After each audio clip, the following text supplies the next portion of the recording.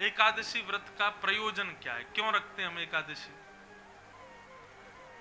व्रत का मतलब होता है अपन किसी, अभी अगर हमसे पूछा जाए व्रत का मतलब क्या है, अन्न का त्याग व्रत मानते हैं हम लोग।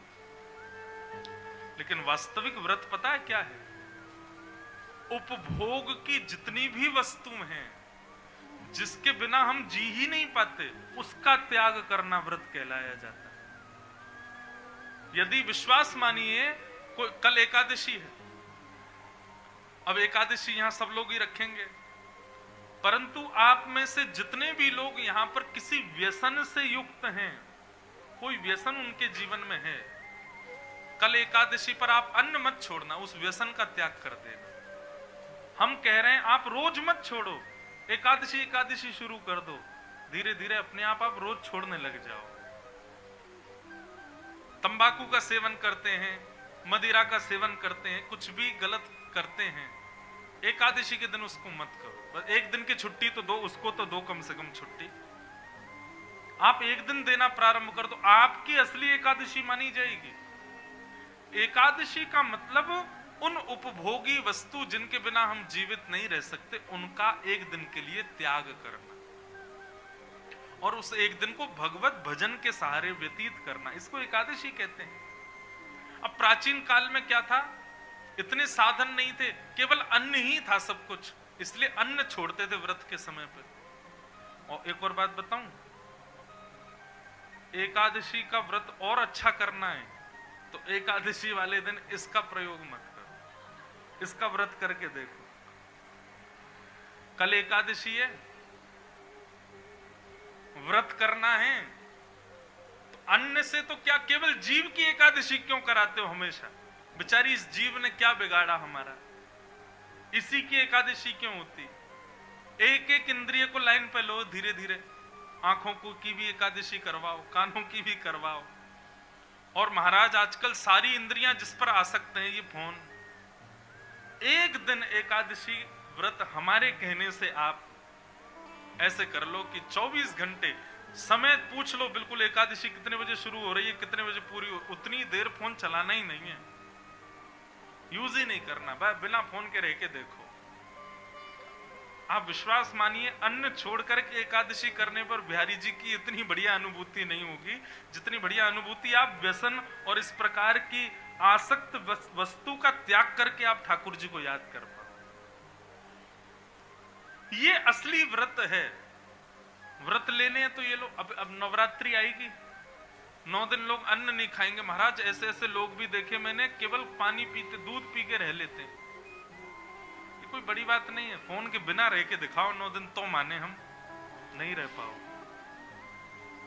व्रत का मतलब उस वस्तु का त्याग जिसके बिना आप विचलित हो जाओ। प्राचीन, अब 500-600 वर्ष पहले अन्न के बिना ही नहीं रह पाता था आदमी, इसलिए अन्न का त्याग किया जाता था एकादशी के दिन। अब आजकल तो बहुत सारी चीजें हो गई हैं, उनका त्याग करके देखो एकादशी के दिन। सही बता रहे हैं, 9 दिन में यदि नई देवी भद्रकाली प्रकट हो जाए, वाह, तेने फोन नहीं चलाया, 9 दिन से तूने फेसबुक नहीं खोला। ऐसा नहीं है कि फोन बुरी वस्तु है, परंतु बंधुओं, हमारी आसक्ति ठाकुर जी के अलावा किसी में भी होगी ना तो वो बुरी बन जाएगी। और इस समय सत्य मानिए, आसक्ति का मूल केंद्र बिंदु यही बन गया है, आसक्ति। मैं तो अपनी कथाओं में कहता हूं 50 साल बाद तो ऐसा हो जाएगा। अब धीरे धीरे आज का जो युवा समाज है, यूथ है, उनको भोजन पानी थोड़ी चाहिए, उनकी खुराक देखो, 2 रोटी, 1 रोटी, चावल दाल, ये तो वो हफ्ता में 1 आध दिन खाते हैं, बाकी के दिन तो पिज्जा बर्गर थोड़ा थोड़ा खा के उनका पेट भर जाता है। क्यों? भोजन छूट गया हमारा, इसकी वजह से खुराक कम हो गई है बच्चों की, पौष्टिक खाना बंद कर दिया है आज के युवाओं ने। खाएंगे तो कचड़ा खाएंगे और उसके अलावा देखेंगे तो इसको देखते रहेंगे पूरे दिन। घर में 8 सदस्य बैठे हैं एक ही टेबल पर, लेकिन बात नहीं कर रहे। क्यों? 8 फोन पे चल रहे हैं। अभी बीच में कुछ ऐसा होता था कि दंगे हो जाते थे ना कहीं पे, तो वहां का इंटरनेट बंद हो जाता था उस क्षेत्र का। महाराज बिना एसी के सोना मंजूर है, बिना बिस्तर के सोना मंजूर है, इंटरनेट पूरी रात नहीं चले, सोएंगे कैसे हम सो ही नहीं पा रहे, जी नहीं पा रहे। क्या आपको ऐसा नहीं लगता कि हमारे प्राण इसमें बस गए हैं? सुबह सुबह आप उठो और आपका फोन गायब हो जाए तो आधे प्राण तो तभी निकल जाएं आपके। तो कल एकादशी है। अभी देखो यहाँ आप लोग तो बहुत पहले आ गए, आज मैं थोड़ा विलंब से आया। जब से कथा प्रारंभ हुई है तब से सब लोग अधिकतर, जहां तक मेरी दृष्टि जा रही, कोई किसी ने फोन नहीं चलाया। कितना अच्छा लग रहा है मन को, है? सबकी गर्दन भी ऊंची नहीं तो नीचे ही रहती है सबकी मन बुद्धि कान कह रहे हैं कि नहीं, उससे भी ज्यादा सुख कहीं मिल सकता है, वो यहां मिल रहा है। कल एकादशी है, अपनी उस वस्तु का कल व्रत कीजिएगा जिसके बिना आप नहीं रह सकते। एक एक दिन करके प्रारंभ करो, 15 दिन में एक बार एकादशी आती है। धीरे धीरे उस वस्तु के बिना रहने का, ये डी अटैचमेंट बहुत जरूरी है बंधुओं। अटैचमेंट ही सबसे ज्यादा कष्ट का कारण बनता है, और हम लोग डी अटैच होना नहीं जानते, वस्तुओं से, संबंधों से, चीजों से। डी अटैच होना सिखाती है कथा, चीजों से, संबंधों से, वस्तुओं से। क्योंकि जितना डी अटैच्ड रहोगे, जितना संबंधों से विमुख रहोगे, उतना हृदय में शांति बनी रहेगी, थोड़ा प्रसन्न रहोगे, आत्म कल्याण कर पाओगे अपना। जितने ज्यादा संबंध उतने ज्यादा दुखी रहोगे जीवन में, जितने कम संबंध उतने ज्यादा आनंद। इसलिए संबंध कम बनाओ तो उन्हीं से बनाओ जो हरि सन्मुख हो, जो बिहारी जी से प्रेम करते हैं, उनसे संबंध बनाओ।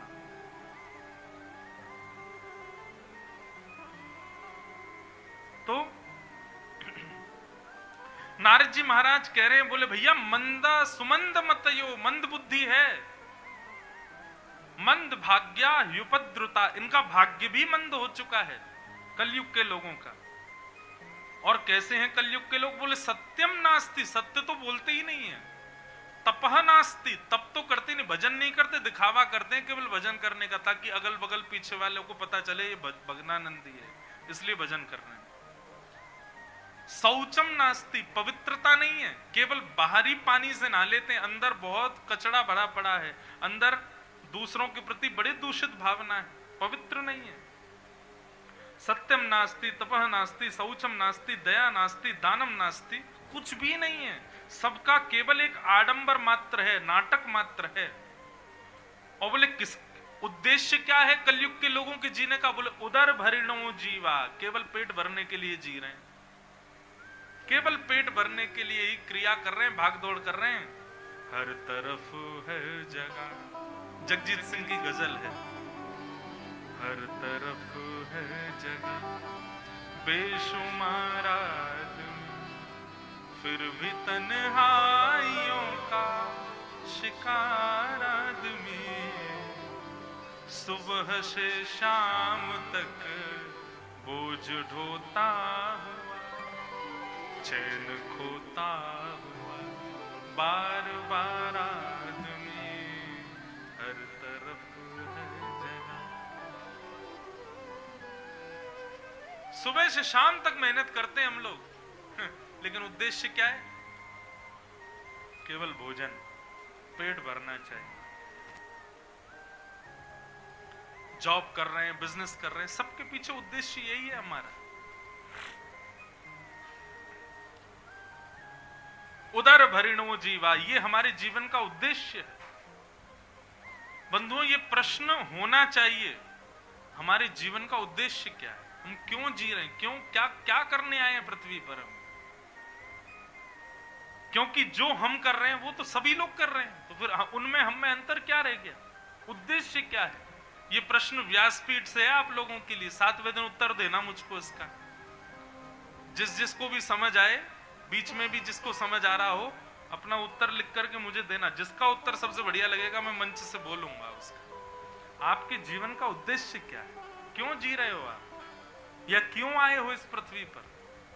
इस पर विचार कीजिए। सबका होमवर्क है, 6 बजे के बाद क्या करोगे? केवल यहाँ पकवान खा के सोने थोड़ी जाना है। 7 दिन तक आपका ये तो क्लासरूम है, वो घर जाके होमवर्क करो। यही सोचो उद्देश्य क्या है हमारा, और जिस भाव पर टिक जाओ कि हाँ यही है उद्देश्य, हमको लिख के देना फिर व्यासपीठ। मैंने मुंबई में कथा थी कुछ दिन पहले, वहां पर बोला था विश्राम वाले दिन इतने सारे पत्र आए, तो सबका उद्देश्य देख करके सच बता रहा हूं, मैं तो निकल चुका था, मेरी फ्लाइट थी। फ्लाइट में जब देखा तो नेत्र सजल हो गए। पहले किसी ने तो लिखा पहले दिन हमारा उद्देश्य कुछ और था, लेकिन 7 दिन कथा सुनने के बाद उद्देश्य कुछ और हो गया। ये पहचानिए, जानिए हम क्यों जी रहे हैं, क्यों। और ये बात मैं नहीं कह रहा हूं, आद्य गुरु शंकराचार्य कहते को हम कस्तम कुत आयात को में जननी को में तात। मैं कौन हूं, आप कौन हो, हमारे माँ कौन है, हमारे पिता कौन है, हम क्यों आए पृथ्वी पर। और हम हर दिन जीवित जी रहे हैं, रात्रि में मरणासन अवस्था में चले जाते हैं, सुबह पुनः जी रहे हैं। उसका मतलब ठाकुर जी हमको जीवित रखे हैं, तो मतलब कुछ करवाना चाहते हैं हमसे। क्या करवाना चाहते हैं, अपना उद्देश्य पहचानिए, जानिए। क्षमा करना, कोविड की लहर आई थी बीच में, बहुत भयानक।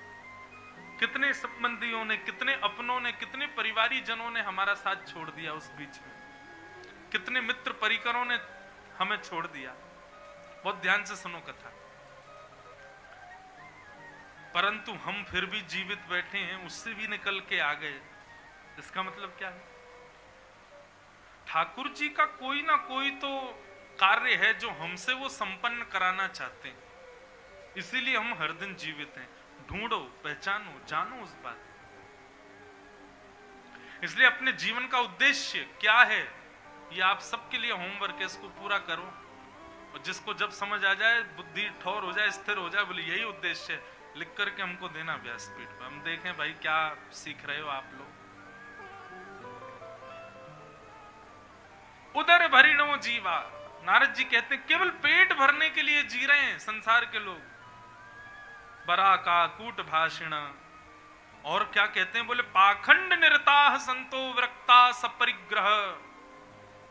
बोले संत नहीं रह गए, संतों के नाम पर केवल पाखंड रह गया है।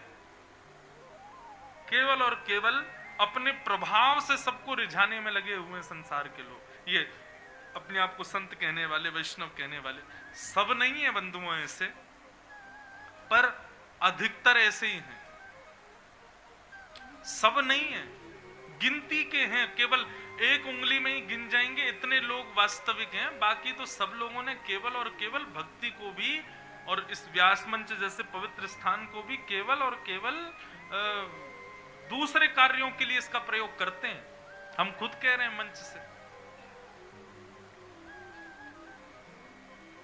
बस इतना कह दें, व्यासपीठ मांगने के लिए नहीं है, व्यासपीठ तो देने के लिए। और देने के लिए भी कोई साधारण नहीं, श्री कृष्ण को प्रदान करने के लिए व्यासपीठ मिलती है। बहुत बड़ा दायित्व है व्यास के ऊपर, और व्यास उस दायित्व को नहीं समझता, इसके लिए उसको भोगना पड़ेगा।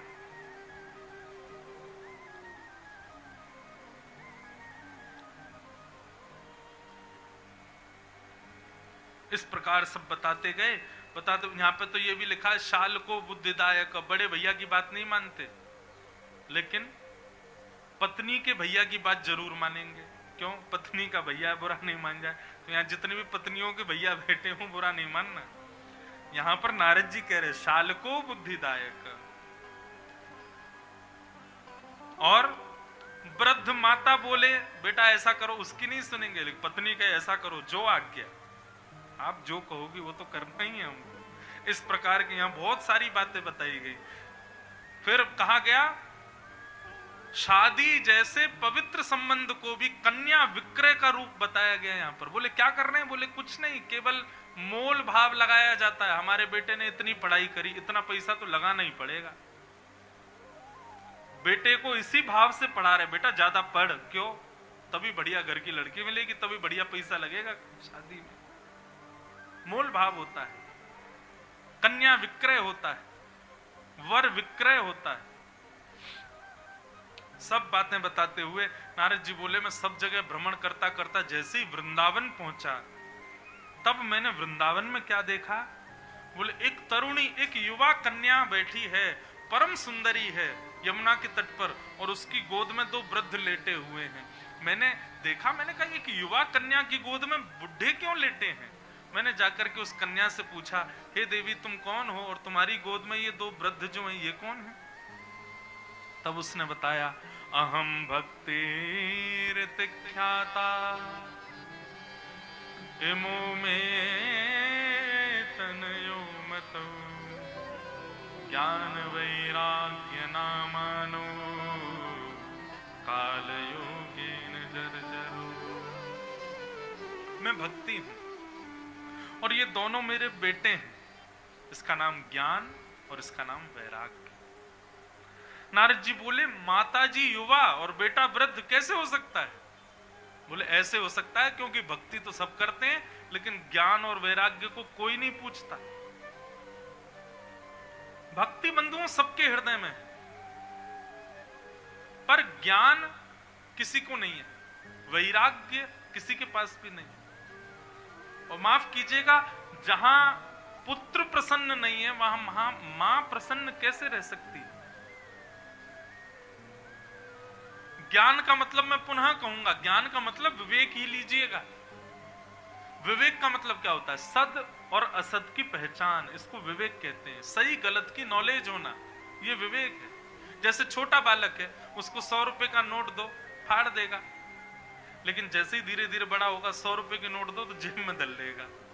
ये उसको क्या हो गया? ये ज्ञान नहीं हुआ, ये उसको विवेक हो गया कि वस्तु मेरी उपयोग की है। छोटे बच्चे को कांच का गिलास दो, फेंक देगा, लेकिन वही गिलास 15, 16 साल, 18 साल के बच्चे को दो तो संभाल के रखेगा।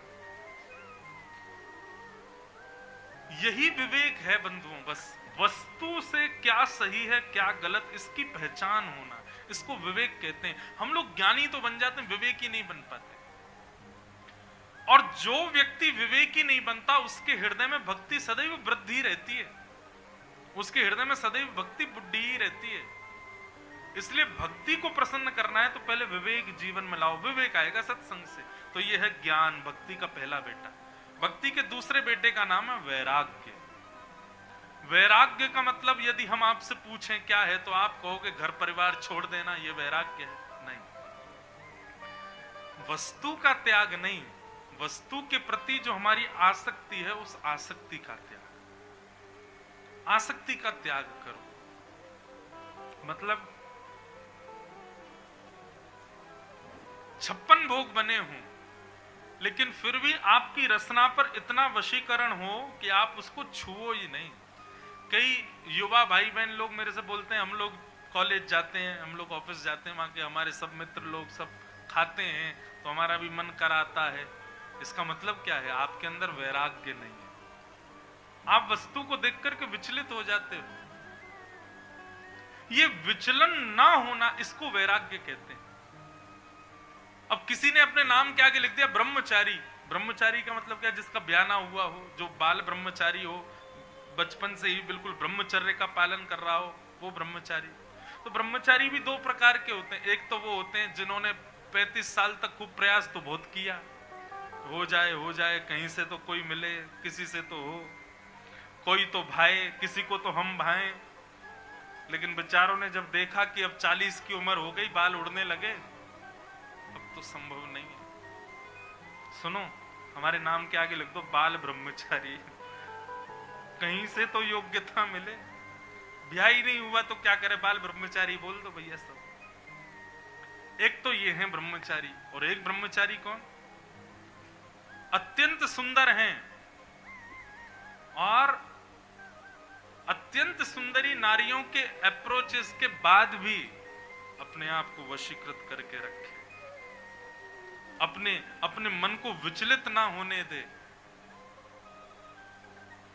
अत्यंत प्रकार के व्यसनों के मिलने के बाद भी अपनी इंद्रियों को उनके प्रति आकर्षित ना होने दे, वो श्रेष्ठ ब्रह्मचारी है। इसको कहते हैं वैराग्य। वैराग्य का मतलब घर परिवार छोड़ देना नहीं होता। वैराग्य का मतलब वस्तु सामने हो लेकिन आपकी स्थिति उसके प्रति गिरे ना, वो वैराग्य। अब जैसे कल एकादशी का व्रत है, घर के कई लोग रोटी सब्जी खाएंगे कल भी, क्योंकि छोटे बालक, अति वृद्ध, बीमार को व्रत नहीं करना चाहिए। लेकिन जिनके व्रत होते हैं वो लोग कैसे रहते हैं, भैया सुनो हमारे सामने मत खाओ रोटी, क्यों, अब तुम खा रहे हो, मन हमारा हो रहा है। आपका व्रत उसी समय टूट गया जिस समय आपका मन हो गया कि ये खा रहा है मैं भी खा लूं, कब द्वादशी आएगी, कब हमारा व्रत टूटे।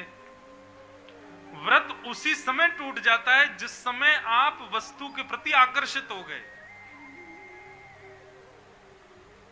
अब अभी परसों वो थी जन्माष्टमी, तो जन्माष्टमी के दिन हमारा व्रत कुछ ज्यादा ही खतरनाक वाला करते हैं, कुछ नहीं पाएंगे, रात में ठाकुर जी का अभिषेक करेंगे, उसके बाद अभिषेक का ही जो चरणोदल होगा उसको पंजीरी में मिला के पाएंगे, उसी से ही व्रत तोड़ेंगे। अब मेरे साथ में दिक्कत ये है कि मेरे संग इतने सारे लोग रहते हैं, मैं जो करूं जबरदस्ती इनको भी करना पड़ता है सबको। अब हम लोग आ रहे थे ऊना से, हिमाचल प्रदेश से, तो एक पंडित जी यहाँ तो नहीं आए वो, अब वो रास्ता में उनको ढाबे के नाम पढ़ाई दे में, गुरु जी आज पता नहीं क्यों ढाबे के नाम और दिनों से ज्यादा बड़े दिखाई दे रहे हैं, आलू के पराठे और ये वो, बोले आज कुछ ज्यादा ही दिखाई दे रहे हैं मुझको, बाकी के दिन इनकी तरफ दृष्टि भी नहीं जाती है, आज आलू का पराठा लिखा हुआ इतना बड़ा दिखाई दे रहा है कि आज चश्मे की भी जरूरत नहीं है। मैंने कहा महाराज आपका व्रत टूट गया, क्यों, क्योंकि वस्तु का नाम सुनते ही आपकी जीभ में पानी आ रहा है, तो उसका मतलब आपका व्रत टूट गया। ये व्रत थोड़ा ही है, व्रत का मतलब ये है कि आपने अन्न छोड़ने की प्रतिज्ञा की, उस समय 56 प्रकार के व्यंजन भी आ जाएं तो भी आपका मन उसके प्रति विचलित ना हो, तो समझो आप व्रत कर रहे हो। इसको कहते हैं वैराग्य। क्या कहते हैं, मतलब उपभोग की वस्तु सामने हो लेकिन आप अपने ऊपर इतना वशीकरण कर लो। हमारे पूज्य पिताजी महाराज कथा में कहते हैं, देखना इंद्रियों के न घोड़े भगे, कब, उनमें हरदम जो संयम के कोड़े पड़े, अपने रथ को सुमार्ग लगाते चलो। कैसे होगा ये संभव, कृष्ण गोविंद गोपाल गाते चलो। अब एक तरीका सुनो, जैसे ही किसी वस्तु के प्रति आपका मन आने लग जाता हो, सोई आंख बंद करके हे बिहारी जी श्री कृष्ण गोविंद हरे मुरारे हे नाथ नारायण वासुदेव, उनको प्रार्थना कर लेना। उसके बाद आप आंख खोल के देखोगे आपका मन नहीं करेगा उसके प्रति। धीरे धीरे इस प्रकार मन हमारा वशीकृत होगा। जैसे ही लगे कि आंखों को कोई वस्तु आकर्षित कर रही, कानों को कोई वस्तु आकर्षित कर रही, या इंद्रियों की कोई भी वस्तु किसी भी भाव के प्रति आकृष्ट हो रही है, उसी समय नेत्र बंद करके बिहारी जी को याद करो, हे बिहारी जी कृपा करो, रक्षा करो हमारी।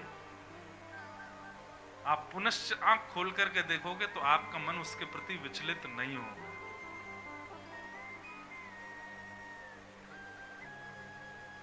अब कल एकादशी व्रत है, तो जिन जिन के घर में लोग अन्न खाएं उनके सामने ही खड़े होना, खाओ हमारे सामने, और जैसे ही मन करे सही हे बिहारी जी हे कृष्ण गोविंद हरे मुरारे हे नाथ नारायण वासुदेव, आप जैसे ही आंख खोल करके देखो आपका मन नहीं करेगा।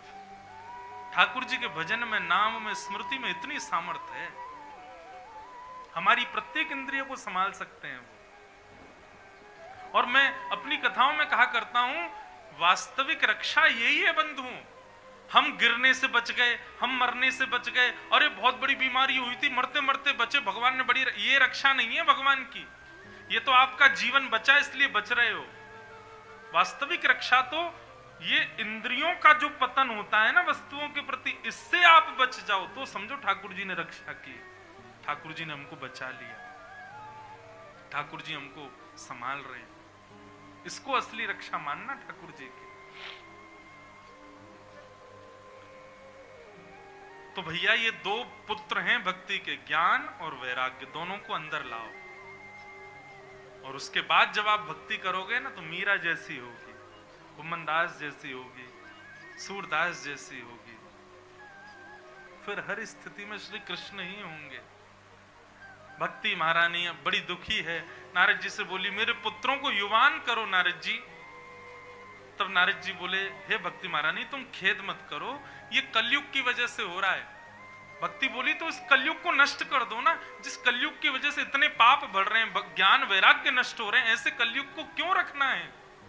तब नारद जी ने कहा कलयुग में दुर्गुण बहुत सारे हैं, लेकिन एक गुण है कलयुग में जो किसी युग में नहीं है। सतयुग त्रेता द्वापर तीनों भी नतमस्तक हैं कलयुग के एक गुण के आगे, और वो गुण कौन सा है? यत्फलम नास्ति तपसा ना योगेन समाधिना तत्फलम लभते सम्यक कलौ केशव कीर्तना। सतयुग त्रेता द्वापर तीनों युगों में जो फल तपस्या से नहीं मिलता, जो फल यज्ञ से नहीं मिलता, जो फल योग साधना करने से नहीं मिलता, वो फल कलयुग में केवल साधारण आसन पर बैठ के नेत्र बंद करके बिहारी जी का नाम गा करके और केवल कीर्तन करने मात्र से प्राप्त हो जाता है। जो फल तीनों युगों में नहीं मिलते, वो फल केवल और केवल कलयुग में भगवान का कीर्तन करने मात्र से मिल जाता है। अच्छा, इसका प्रमाण दें। भरतपुर बिहारी लाल, अब जैसे ही मैंने कहा भरतपुर बिहारी लाल, तो आप सबके नेत्रों में चित्त में बिहारी जी की छवि प्रकट हो गई। एक क्षण के लिए आप सबको दिखाई दिए बिहारी जी। ये पॉसिबिलिटी सतयुग त्रेता द्वापर में नहीं है। वहां पर कितना भी कहें चतुर्भुज बिहारी, वहां पर कितना भी कहें शंख चक्र गदा पद्मधारी, जब तक आप साधना नहीं करोगे, जब तक आप तपस्या नहीं करोगे, तब तक आपके चित्त में उनका प्रतिबिंब दिखेगा ही नहीं।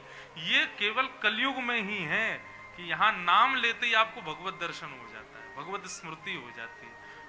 अभी मैं कहूं श्री जयपुर के गोविंद देव जी, तुरंत आपको वो प्रांगण दिखाई दे जाएगा। कैसा सुंदर प्रांगण, गोविंद देव जी खड़े हैं, बड़े बड़े नेत्र हैं श्री गोविंद देव जी के, और जयपुर का वो सिटी पैलेस सब एक साथ स्मृति में आ जाएगा। ये संभव केवल कलयुग में है और कहीं नहीं है। इसलिए नारद जी कहते हैं, बोले भैया 1000 वर्ष तपस्या करने के बाद जिन भगवान की झांकी हृदय में प्रकट होती है सतयुग त्रेता द्वापर में, वो झांकी कलयुग में केवल हरि संकीर्तन करने मात्र से मिल जाती है। इसलिए कलयुग में भगवत प्राप्ति बड़ी सरल है बाकी के युगों से। इसलिए कलयुग को नहीं मार सकते भक्ति रानी। कलयुग में पाप भले ही है, लेकिन बात वही है ना, सबसे सुंदर पुष्प कमल है लेकिन खिलता कीचड़ में ही है। भक्ति सबसे सहज कलयुग में है, लेकिन कलयुग में पाप बहुत हैं। इनसे बच जाओ तो भक्ति कर पाओगे। लेकिन अगर भक्ति का मार्ग अपना लिया तो जो सतयुग में नहीं हुआ, जो त्रेता में नहीं हुआ, जो द्वापर में नहीं हुआ, वो कलयुग में संभव है। इसलिए कलयुग बड़ा श्रेष्ठ है, इसको हम नहीं मार सकते। लेकिन तुम चिंता मत करो, तुम्हारे पुत्रों के लिए मैं कोई व्यवस्था करता हूं। नारद जी महाराज भ्रमण करते करते बद्रीनाथ पहुंचे और बद्रीनाथ में उनको भगवान के प्रथम अवतार मिले, सनक सनंदन सनातन सनत कुमार। और सनत कुमारों से उन्होंने पूछा कि ज्ञान वैराग्य कैसे युवान होंगे। तब सनत कुमारों ने कहा केवल सत्संग से हो सकते हैं। बोले सत्संग तो बहुत सारे हैं, गीता का ज्ञान भी सत्संग है, वेदों का ज्ञान भी सत्संग, कौन सा सत्संग? तब सनत कुमारों ने कहा सत्कर्म सूचको नूनम ज्ञान यज्ञ स्मृतो बुधई श्रीमद् भागवतालाप सतु गीत सुखादिवि। ये भागवत की कथा सबसे बढ़िया सत्संग है, क्योंकि इसमें सबका सार आ जाएगा। यही सुनाओ, इसी से ही ज्ञान वैराग्य पुष्ट हो जाएंगे। और भागवत की कथा गंगा के तट पर हुई, सनत कुमारों ने कथा की और उसी कथा के मध्य में ज्ञान वैराग्य के सहित भक्ति महारानी प्रकट हो गई। भक्ति सुतौ तौ तरणौ गृहीत्वा प्रेमैक रूपा सहसा विरासित श्री कृष्ण गोविंद हरे मुरारे नाथेति नामानि मुहुर्वदन्ति। ज्ञान और वैराग्य दोनों युवान हो गए और भक्ति महारानी कथा में प्रकट हो गई।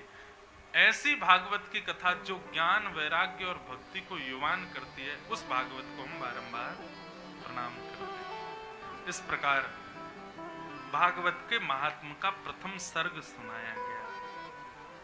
भागवत के महात्म का प्रथम भाव यहाँ पर सुनाया गया। बोलो वृंदावन बिहारी लाल की जय। अब यहाँ से भागवत का द्वितीय भाव सुनाया जा रहा है, जो है धुंधुकारी की कथा, गोकर्णोपाख्यान। ठाकुर जी बड़े कृपालु, आज भी नाथ कृपा करते हैं बंधु, हमें आपको अनुभव नहीं होता, क्योंकि अनुभव के लिए भक्त दृष्टि चाहिए। आज भी ना जाने कितनी आपत्ति विपत्तियों से हम सब बच जाते हैं, ठाकुर जी कृपा करके जाते हैं।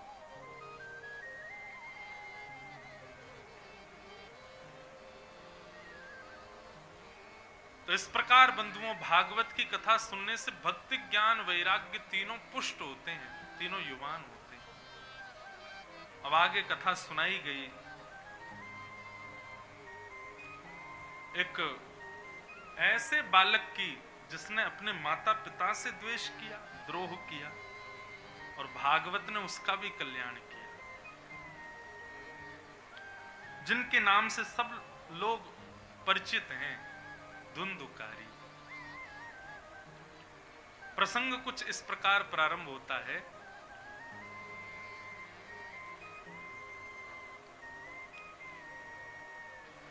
कौन कौन से पाप करने वाले लोग कथा सुनने से पवित्र होते हैं?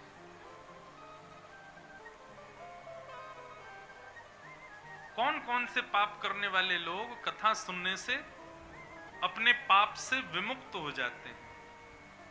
तब यहां बताई गई ये कथा। ये मानवा पाप कृतस्तु सर्वदा सदा दुराचार रता विमार्गगा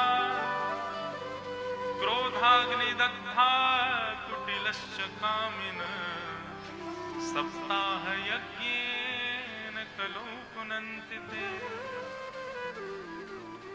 जिसने अपने जीवन में सारे पाप किए हैं, जितने भी पाप संसार में हो सकते हैं, सब किए,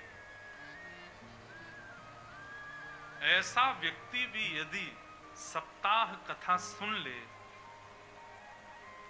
और इस भाव से सुन ले कि मैं पाप मुक्त होना चाहता हूं। अच्छा, पाप मुक्त आप किसको समझते हो? हम पाप मुक्त हुए हैं ये कैसे पता चले? हमने कोई पूर्व में पाप किया और फिर हर की पौड़ी पर जाके स्नान कर लिया तो हमको लगता है पाप धुल गए हमारे। आपका पाप नष्ट हुआ है, इसका प्रमाण क्या है? इसका प्रमाण ये है कि दोबारा उस पाप को करने की इच्छा भी पैदा ना हो, तो समझो कि आपका पाप नष्ट हुआ है। इच्छा तो हो रही है लेकिन आप कर नहीं रहे हो, तो इसका मतलब अभी भी पाप बचा है। इच्छा तो हो रही है हमारी, पर हम करेंगे नहीं। यह है पाप से निवृत्ति, इच्छा भी पैदा ना हो।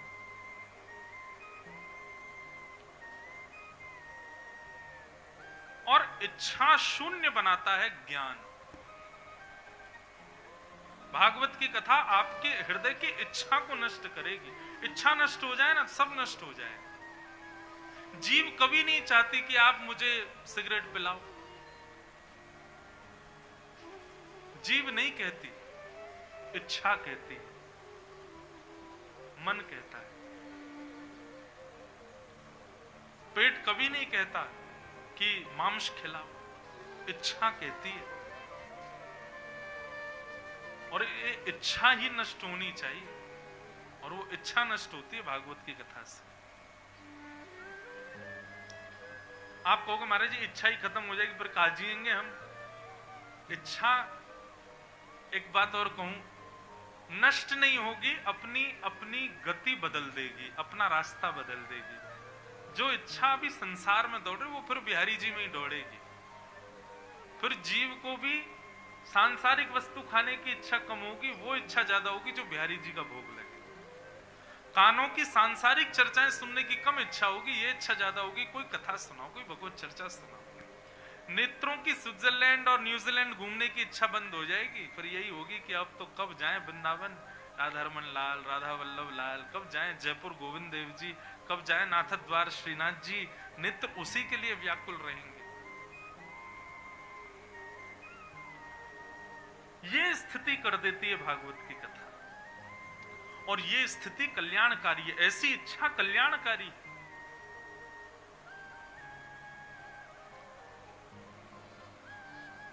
तो जिसने अपने जीवन में अनंत पाप किए हों, लेकिन भागवत की कथा इस भाव से सुने, हे भागवत जी मेरे हृदय को पवित्र करो, तो भागवत कथा श्रवण करने के बाद यदि वो जो पाप किए थे वो दोबारा करने की इच्छा पैदा ना हो, तो समझो आप पवित्र हो, आपके हृदय में परिवर्तन आ गया। इच्छा हो रही है लेकिन हम कर नहीं रहे, तो इसका मतलब पाप अभी भी बचे हैं। अभी और कथा सुनो। अच्छा है, इच्छा होना और ना करना ये भी अच्छा है, पर इच्छा भी नहीं होनी चाहिए, इच्छा भी नष्ट हो जाए। मुझसे लोग कहते हैं आपका मन नहीं करता कि आप भी जीन्स पहनो, आप भी हमारी तरह टी शर्ट पहनो। पैंट मैं पहले खूब पहनता था, लेकिन जब से हम व्यासपीठ पर बैठे धीरे धीरे धीरे अपने आप छूट गया सब। अब हमसे कोई कहे कि हम सुबह क्रिकेट खेलने जाते हैं, धोती में ही छक्के मारते हैं, महाराज बढ़िया ट्रैक सूट पहन के बालक आते हैं, पसीना पसीना होके चित्त होके गिरते हैं, हम धोती वाले ऊधम मचा के आ जाते हैं मैदान में। लोग कहते हैं आपकी इच्छा नहीं होती। मैंने कहा बिल्कुल नहीं होती, मन ही नहीं होता। ऐसा भी नहीं कि मन कर रहा हो हम पहने ना, मन ही नहीं होता, इच्छा ही नहीं होती। और यही स्थिति होनी चाहिए। हम अमेरिका भी ऐसे घूम आते, कनाडा भी ऐसे ही जाते हैं, फ्लाइट में भी ऐसे ही घूमते हैं, रात में सोता भी मैं धोती पहन के ही हूं। आप कहेंगे इसके पीछे कोई कारण? हाँ, कम से कम रात्रि 12 बजे भी कोई आए तो स्वरूप से ऐसा ही लगेगा कि ठाकुर जी का बंदा है, ठाकुर जी का। जैसे एक सौभाग्यवती नारी जब तक उसका ब्याह नहीं होता तब तक वो कैसे भी रहे, कोई दिक्कत नहीं। ब्याह होने के बाद उसके नियम हैं, सिंदूर लगाएगी, हाथों में चूड़ियां पहनेगी, पैर में बिछिया पहनेगी, मतलब उसके अंग के 3-4 भावों को देख के पता चल जाता है कि रिजर्व्ड है, सौभाग्यवती है, इसका ब्याह हो चुका है। ठीक वैसे ही भैया हमारी पोशाक से ही पता चल जाता है कि रिजर्व्ड हैं, बिहारी जी ने इनको स्वीकार कर रखा है। और फिर ऊपर से ये माथे का तिलक, गले की कंठी माला, वाणी के शब्द, नेत्रों के आव भाव, इनसे भी पता चल जाता है कि भक्त है।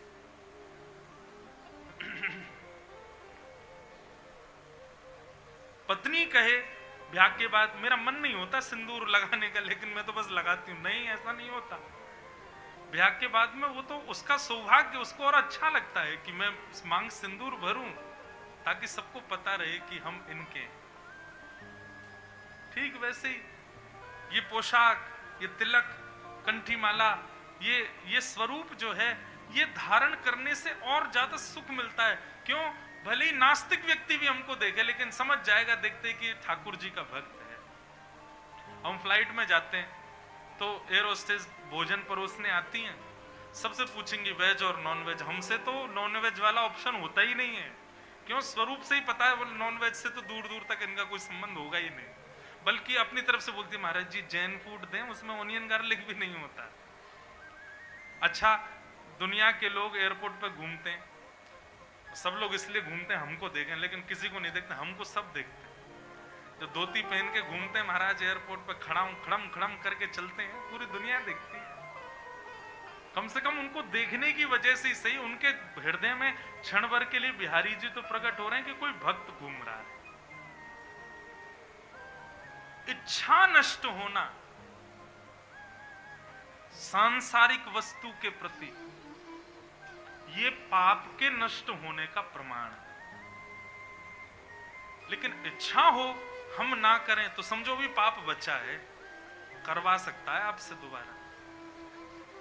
लेकिन इच्छा होने पर भी ना करना, ये करने से तो अच्छा ये कि आप ना करो, धीरे धीरे और प्रयास करो, कथाएं सुनो, एक दिन आएगा इच्छा भी नष्ट हो जाएगी।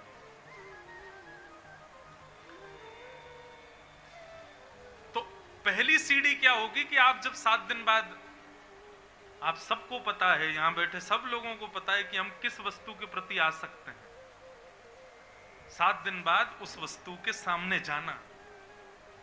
इच्छा तो होगी पर करना मत, बस यहीं से प्रारंभ करो। फिर और कथाएं सुनना, सत्संग सुनना, यूट्यूब पे सुनना, कहीं सुनना, थोड़ा हृदय में परिवर्तन लाना प्रारंभ करना। एक आध महीने के अंदर आप अनुभव करोगी कि अब इच्छा भी खत्म हो गई, अब मन ही नहीं होता। तब समझना कि उसका जो पाप था वो खत्म हो गया, नष्ट हो गया। पाप जीवित है तो इच्छा जीवित रहेगी।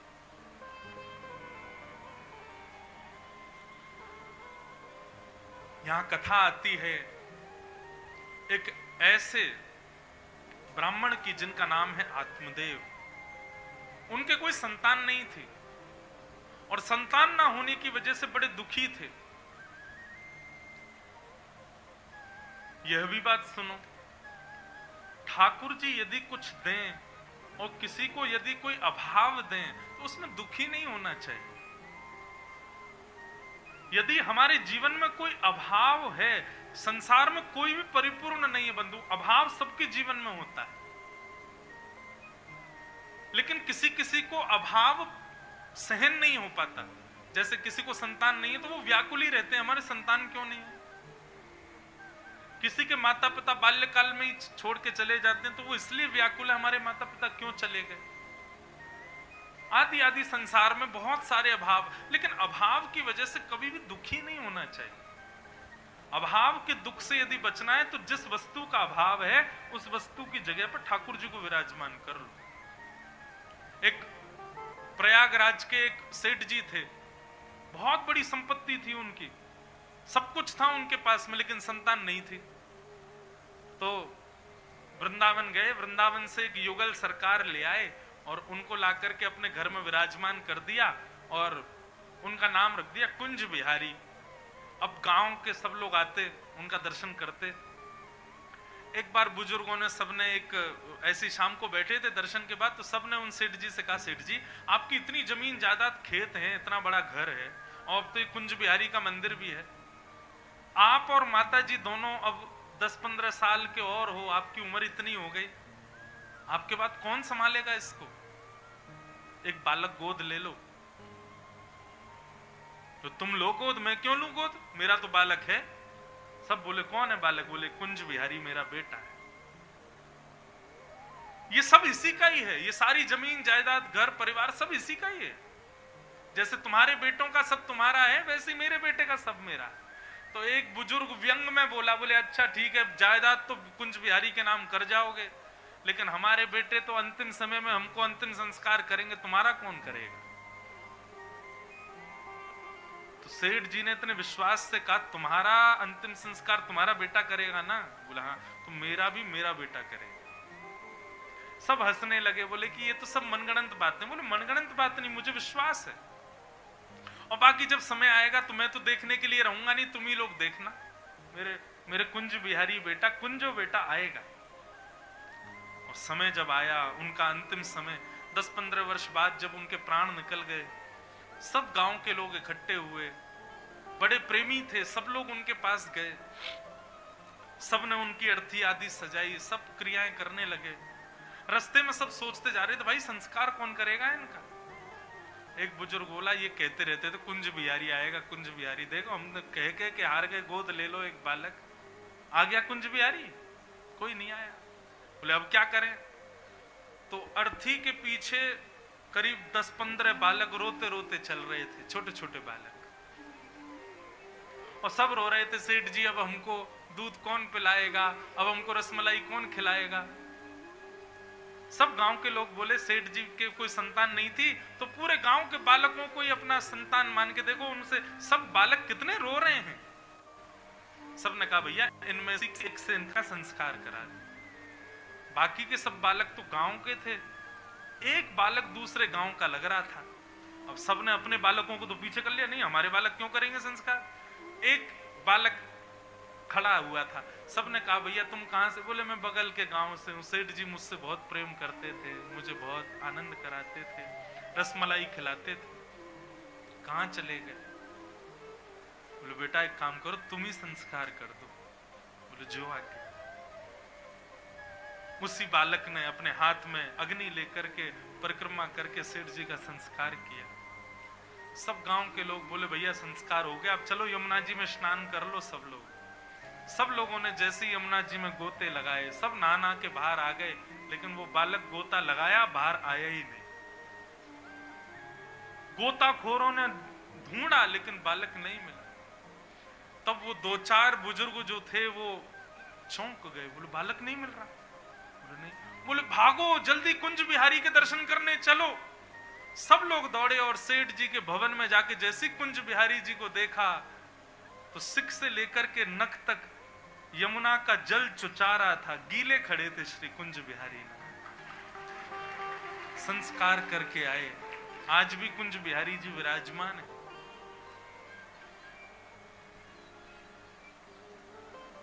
किसी संबंध का अभाव यदि जीवन में है बंधु, तो वहां ठाकुर जी को विराजमान करो।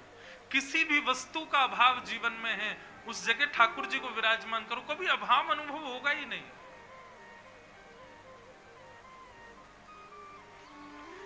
प्रकृति से कुछ छीनो मत। प्रकृति ने आपको जो नहीं दिया उसको ऐसे स्वीकार करो। आप यदि पीछे पड़ जाओगे ना छीनने के लिए कि प्रकृति दे दे दे, इसके लिए यहां जा रहे हैं, वहां चद्दर चढ़ा रहे हैं, वहां पर ये कर रहे हैं, ये कर रहे हैं, कभी किसी से पूछ, कभी प्रकृति से छीनोगे ना तो वस्तु तो मिलेगी लेकिन दुख देने वाली मिलेगी। और वही हुआ आत्मदेव के साथ। आत्मदेव प्राण त्यागने के लिए वन में गए, तब एक संत ने कहा, बोले नाम तुम्हारा आत्मदेव, कर रहे हो आत्महत्या क्यों? संतान नहीं है। अरे संतान नहीं है तो उसके पीछे प्राण क्यों त्यागने? भगवान को अपना पुत्र मानो। आत्मदेव बोला ये सब बोलने वाली बातें हैं, मुझे समझाइए मत। यदि आप कुछ कर सकते हैं तो बताइए, नहीं तो मुझे मरने दीजिए। संत बोले अब मेरे सामने कोई ब्राह्मण प्राण त्यागे ये मैं देख तो सकता नहीं। एक फल दे दिया, जाओ अपनी पत्नी को खिला देना, तुम्हारे घर मेरे भजन के बल से एक बालक होगा।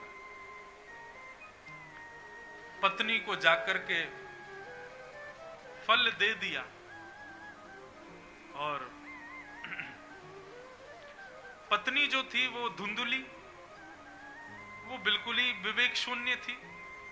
उसने कहा फल खाने से कोई बालक होते हैं? ये भी हमारे पतिदेव सीधे हैं, कहीं से भी आ जाते हैं।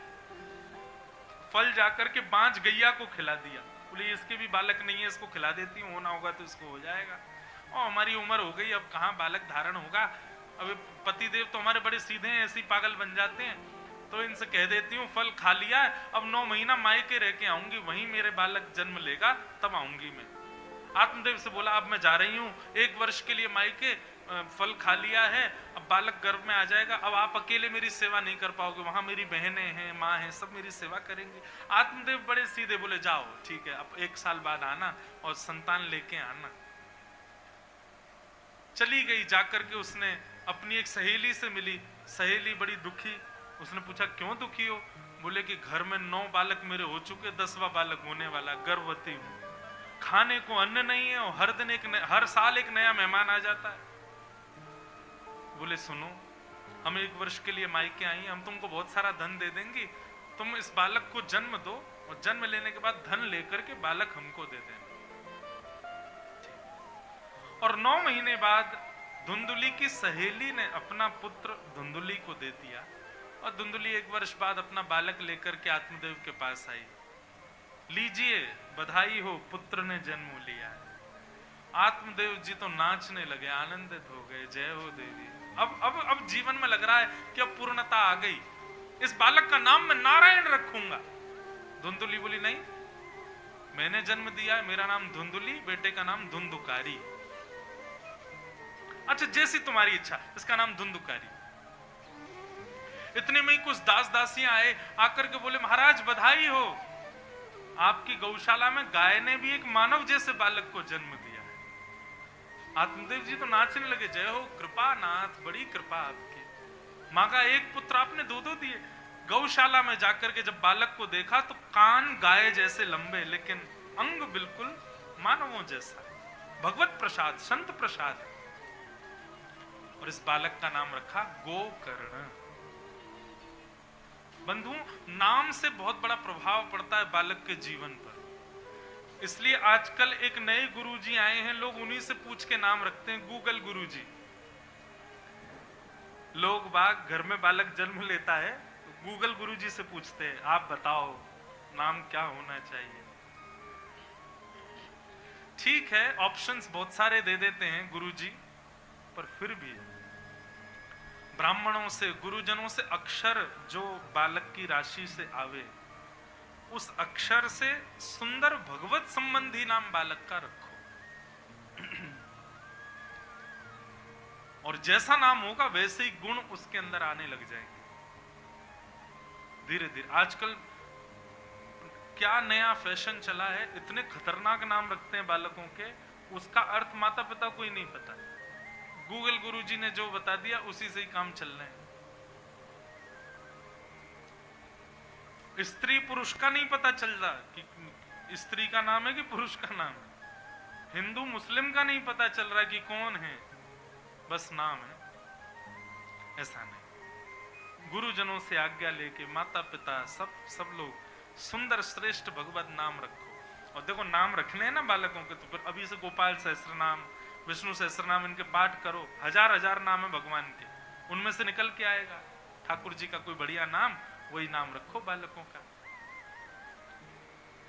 और फिर नाम बढ़िया रख दो और उसके बाद निकनेम कुछ और रख दो, वो भी नहीं करना है।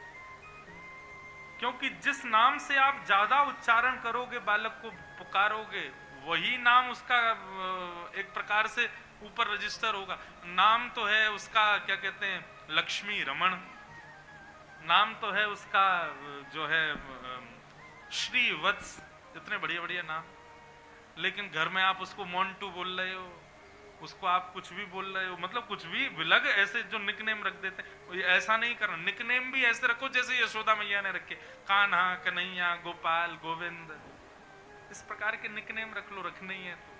नाम लेकिन शुद्ध पवित्र होना चाहिए। धीरे धीरे दोनों बालक बड़े हुए। गोकर्ण पंडित ज्ञानी बना और धुंधुकारी महान दुष्ट। माता पिता के लाड़ प्यार ने बिगाड़ दिया धुंधुकारी को। मां के पास आता, चुपके से पैसे लेकर के चला जाता, जुआ खेलता। धीरे धीरे और बड़ा हुआ, मदिरा पान करने लगा। रात्रि में लेट घर आता, माता पिता चिंतित हो जाते। लेकिन एक ही पुत्र, क्या कहें, गोकर्ण जी तो गुरुकुल में पढ़ते हैं, वो घर रहते ही नहीं है। एक समय आया, अब तो वैश्यागमन करने लगा।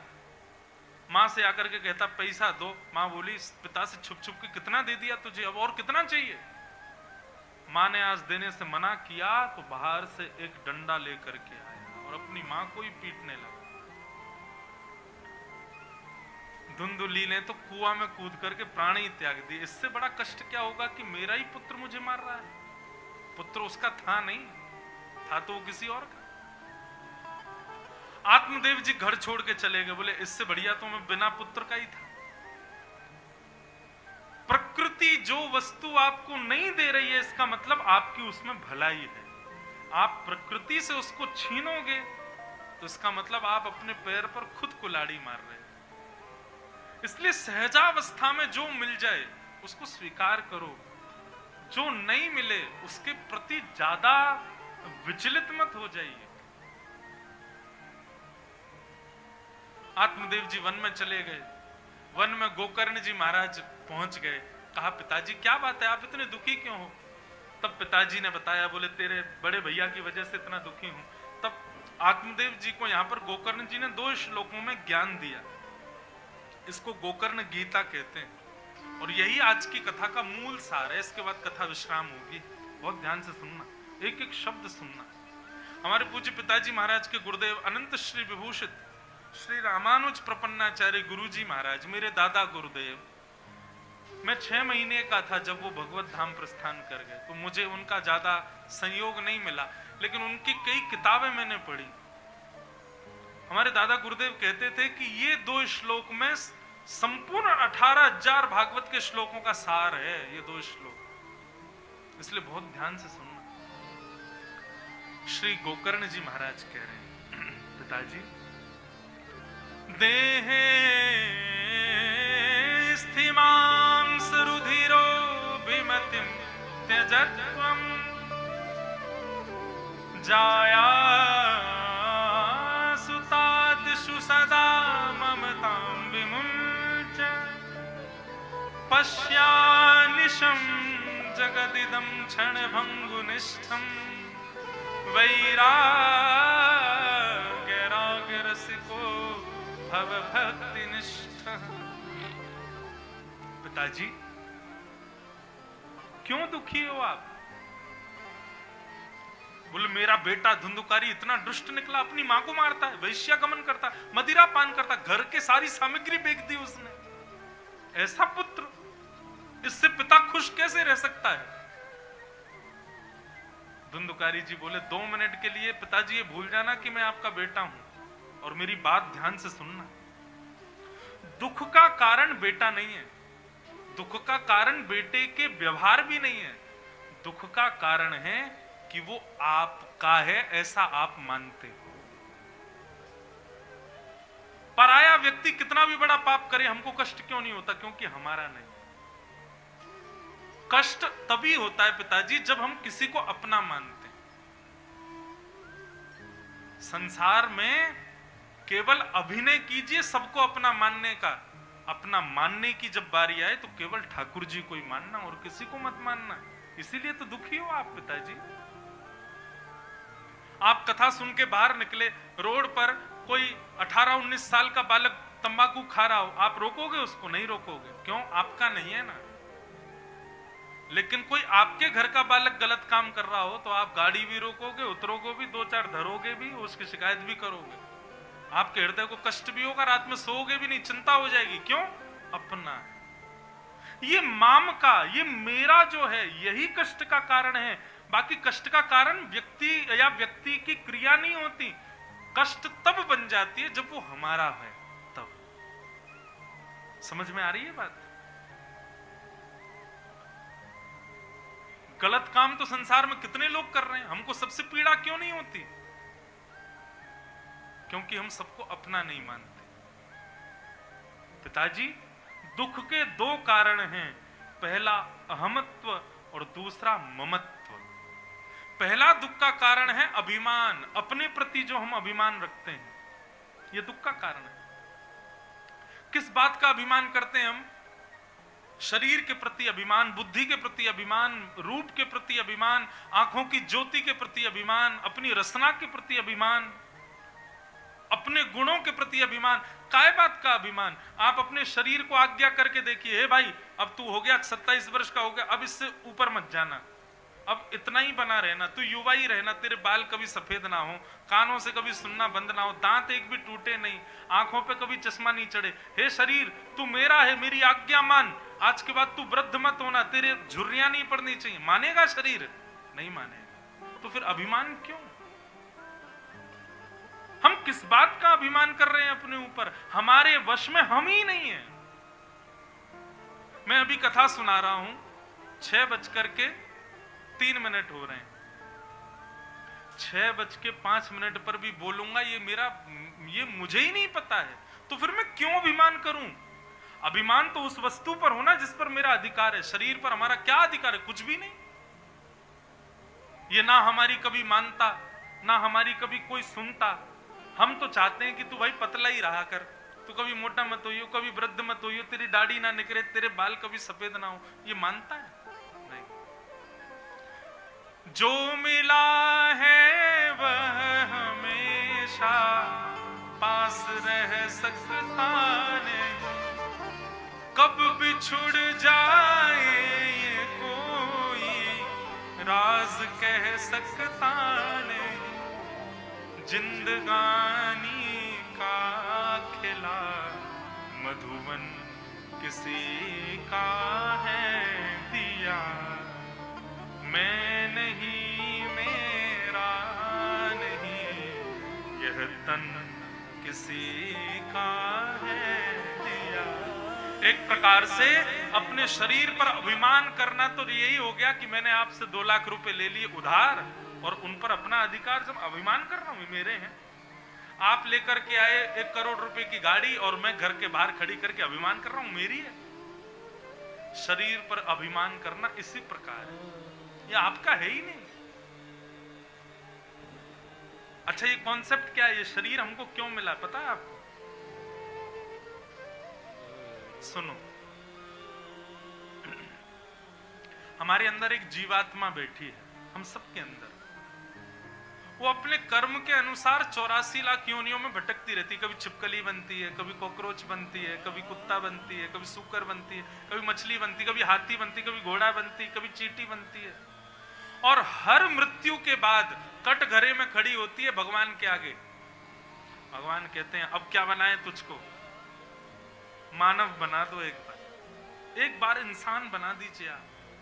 मैं इतना भजन करूंगा, इतनी कथा सुनूंगा, क्योंकि मानव जन्म क्या है?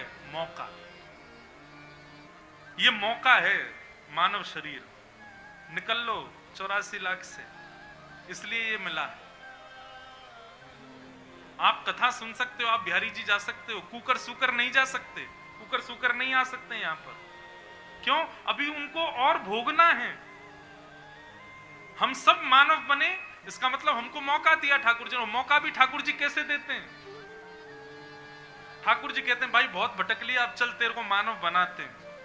तब भगवान पंच तत्व बुलाते हैं, पृथ्वी अग्नि तेज, पृथ्वी अग्नि जल वायु आकाश। पंच तत्वों से कहते हैं भैया इसको मानव शरीर बना के दो, लोन में, ऋण में। ये भी लोन है हमारा शरीर। पंच तत्व कहते हैं हम दे तो देंगे इसको शरीर बना के, बदले में ये हमको क्या देगा? तब जीवात्मा कहता है आप बताइए क्या चाहिए आपको?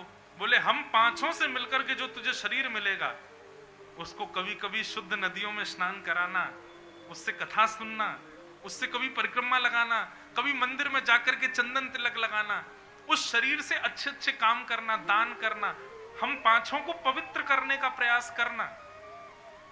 मानव कहता जरूर करूंगा, आप एक बार बनो तो सही।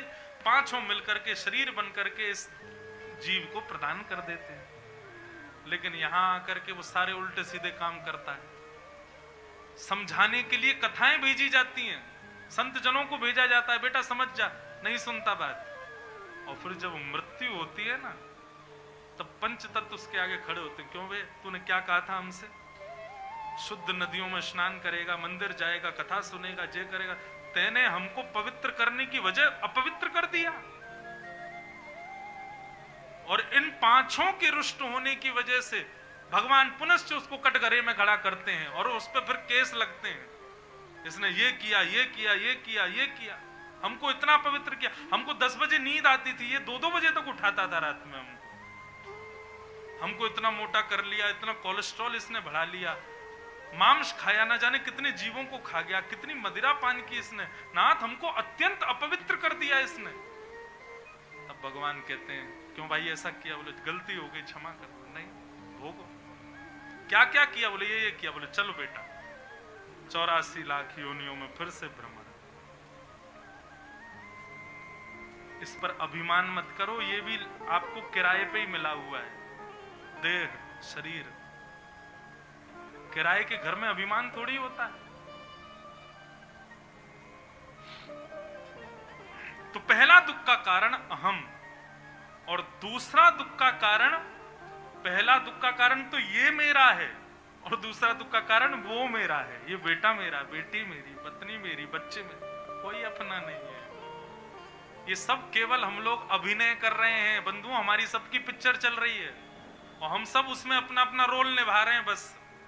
लेकिन गलती क्या होती है, अभिनय करने वाले पिक्चर में ये बात उनको पता होता है कि हम केवल अभिनय कर रहे हैं, फिर उसके बाद वास्तविकता में आना है, पर हम अपने अभिनय में इतने घुल जाते हैं कि हम वास्तविकता भूल ही जाते हैं कि हमको वास्तविक क्या करना है। वही वास्तविकता बताने के लिए कथाएं होती हैं कि भाई ये अभिनय है, यहां से बाहर जो हम करेंगे, वास्तविकता तो ये है जो आप यहां कर रहे हो। इसलिए ना तो इस पर अभिमान करो और ना इसके जो हैं उन पर कभी ममता करो। इन दो चीजों से आप बच गए, आपको जीवन में कोई दुखी नहीं कर सकता।